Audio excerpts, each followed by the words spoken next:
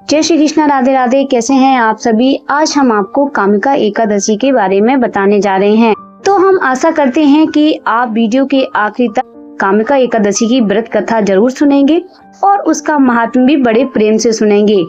तो कहते हैं कामिका एकादशी के दिन सूर्योदय से पहले उठ जाना चाहिए, फिर साफ कपड़े पहनना चाहिए। इस दिन घर में प्याज, लहसुन और तामसिक भोजन का भी बिल्कुल भी इस्तेमाल नहीं करना चाहिए। एकादशी की पूजा में हर तरीके से परिवार में शांतिपूर्वक माहौल बनाए रखना चाहिए। घर के द्वार पर आए किसी भी व्यक्ति का अपमान बिल्कुल भी ना करें। जो भी हम एकादशी का व्रत रखते हैं उसमें हमें पारण का विशेष ध्यान रखना पड़ता है, क्योंकि हम आप हर वीडियो में यही बताते हैं कि व्रत का पारण करना सबसे श्रेष्ठ माना जाता है अगर हम एकादशी का व्रत करते हैं। तो कहते हैं हिंदू धर्म में हर व्रत और त्योहार बड़े ही उत्साह के साथ में मनाया जाता है। भगवान शिव का प्रिय सावन का महीना चल रहा है। सावन के महीने की एकादशी का विशेष महत्व होता है। सावन माह के कृष्ण पक्ष की 10वीं तिथि के अगले दिन कामिका एकादशी का पर्व बड़े ही उत्साह से मनाया जाता है। एकादशी का पर्व भगवान श्री हरि को समर्पित होता है। इस दिन भगवान विष्णु एवं धन की देवी मां लक्ष्मी की विशेष आराधना की जाती है। कामिका एकादशी व्रत की महिमा शास्त्रों में भी निहित है। एकादशी व्रत के पुण्य प्रताप से जाने अनजाने में किए गए समस्त पाप नष्ट हो जाते हैं, साथ ही साधक के सकल मनोरथ सिद्ध हो जाते हैं। अतः वैष्णव समाज के लोग विधि विधान से एकादशी तिथि पर जगत के पालनहार श्री हरि विष्णु की पूजा करते हैं।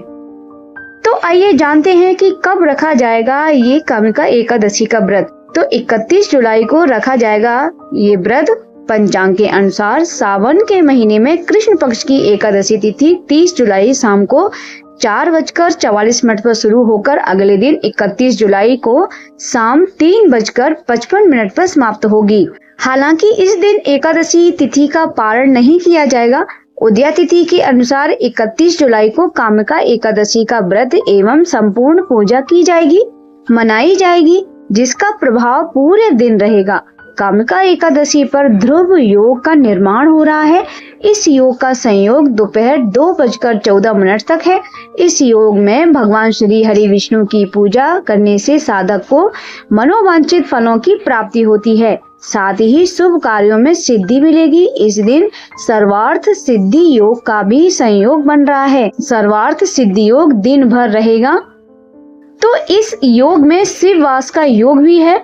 कामिका एकादशी पर देवों के देव महादेव कैलाश पर्वत विराजमान रहेंगे। इस समय में भगवान शिव का अभिषेक करने से साधक को सभी प्रकार के सुखों की प्राप्ति होगी। भगवान शिव दोपहर 3:55 तक कैलाश पर रहेंगे। इसके बाद नंदी पर सवार होंगे। दोनों समय अभिषेक के लिए अनुकूल है। इस समय में भगवान नारायण की भी पूजा करने से लोगों को सुख और सौभाग्य की प्राप्ति होगी। तो आइए जानते हैं कामिका एकादशी की पूजा विधि क्या है। तो कामिका एकादशी के दिन सुबह विष्णु भगवान के अवतार कृष्ण की आराधना करते हैं। पीले फूल, पंचामृत और तुलसी दल, फल आदि अर्पित करते हैं। भगवान कृष्ण का ध्यान कर मंत्रों का जाप करें। शिव जी को जल अर्पित करें। शाम के समय पीपल के वृक्ष के नीचे सरसों के तेल का दीपक जलाना भी शुभ माना जाता है। इस दिन पूर्ण रूप से जली आहार लें अथवा फलाहार लें। अगर भोजन ग्रहण करना ही है तो सात्विक भोजन ही ग्रहण करें। ये जानते हैं पुत्रदा एकादशी का पारण का समय क्या है। साधक को कामिका एकादशी के व्रत का पारण गुरुवार 1 अगस्त को प्रातः 5:43 से सुबह 8:24 के बीच में कर सकते हैं। तो भक्तों आइए सुनते हैं कामिका एकादशी की व्रत कथा। तो कुंती पुत्र धर्मराज युधिष्ठिर कहने लगे, हे भगवान, आषाढ़ शुक्ल देवशयनी एकादशी तथा चातुर्मास महात्म्य मैंने भले ही सभी प्रकार से सुना है। अब कृपा करके श्रावण कृष्ण एकादशी का नाम बताइए। तो श्री कृष्ण भगवान कहने लगे, हे युधिष्ठिर, इस एकादशी की कथा एक समय स्वयं ब्रह्मा जी ने देवर्षि नारद जी से कही थी, वही मैं तुमसे कहता हूँ। नारद जी ने ब्रह्मा जी से पूछा था कि हे पितामह, श्रावण मास के कृष्ण पक्ष की एकादशी कथा सुनने की मेरी बड़ी इच्छा है। उसका क्या नाम है, क्या विधि है और उसका महत्व क्या है, सो कृपया करके कहिए। नारद जी के ऐसे वचन सुनकर ब्रह्मा जी ने कहा, हे नारद, लोगों के हित के लिए तुमने बहुत ही सुंदर प्रश्न किया है। श्रावण मास के कृष्ण पक्ष की एकादशी का नाम कामिका है। उसके सुनने मात्र से वाजपेयी यज्ञ का फल प्राप्त होता है। इस दिन शंख चक्र गदाधारी विष्णु भगवान का पूजन होता है, जिनके नाम श्रीधर, हरि, विष्णु, माधव, मधुसूदन है। उनकी पूजा करने से जो फल मिलता है सो सुनो। जो फल गंगा, काशी, नैमिषारण्य और पुष्कर स्नान से मिलता है, वह विष्णु भगवान के पूजन से मिल जाता है। जो फल सूर्य और चंद्र ग्रहण पर कुरुक्षेत्र और काशी के स्नान करने से, समुद्र वन सहित पृथ्वी दान करने से, सिंह राशि के बृहस्पति में, गोदावरी और गंडकी नदी में स्नान करने से भी प्राप्त नहीं होता है, वह भगवान विष्णु के पूजन से मिल जाता है। जो मनुष्य श्रावण में भगवान विष्णु का पूजन करते हैं, उनसे देवता, गंधर्व और सूर्य आदि सब पूजित हो जाते हैं। अतः पापों से डरने वाले मनुष्यों को कामिका एकादशी का व्रत और विष्णु भगवान का पूजन अवश्य ही करना चाहिए। पाप रूपी कीचड़ में फंसे हुए, संसार रूपी समुद्र में डूबे हुए मनुष्यों के लिए इस एकादशी का व्रत और भगवान विष्णु का पूजन अत्यंत आवश्यक है। इससे बढ़कर पापों के नाशों का कोई उपाय नहीं है।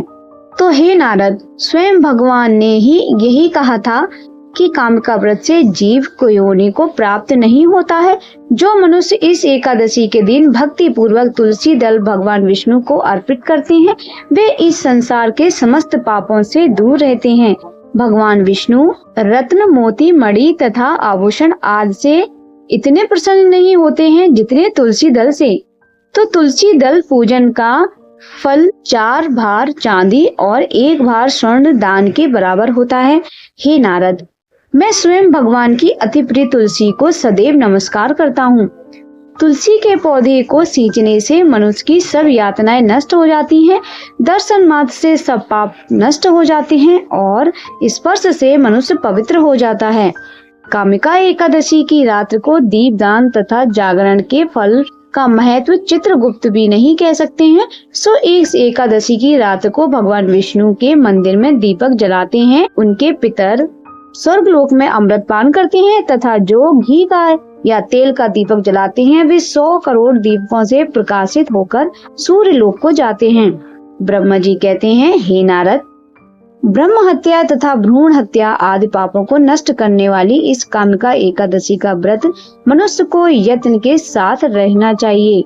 कामिका एकादशी के व्रत का महात्म्य श्रद्धा से सुनने और पढ़ने वाला मनुष्य सभी पापों से मुक्त होकर विष्णु लोक को जाता है। तो भक्तों, ये थी कामिका एकादशी के व्रत का महात्म्य। तो भक्तों, आइए सुनते हैं कामिका एकादशी की व्रत कथा। एक गांव में एक वीर क्षत्रिय रहता था। एक दिन किसी कारणवश उसकी ब्राह्मण से हाथापाई हो गई और ब्राह्मण की मृत्यु हो गई। अपने हाथों से मारे गए ब्राह्मण की क्रिया उस क्षत्रिय ने अपने हाथों से करनी चाहिए, परंतु पंडितों ने उसे क्रिया में शामिल होने से मना कर दिया।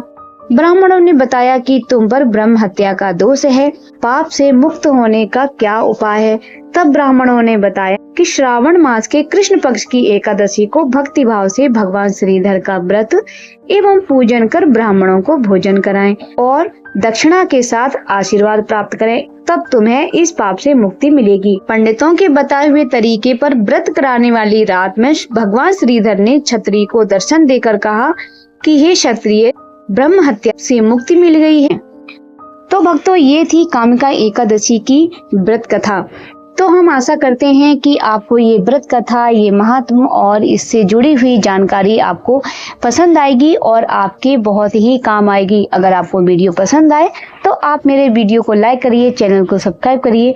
तो मिलते हैं अगले वीडियो में, तब तक के लिए जय श्री कृष्णा, राधे राधे, श्री हरिदास। आप सभी का दिन शुभ हो, मंगल हो।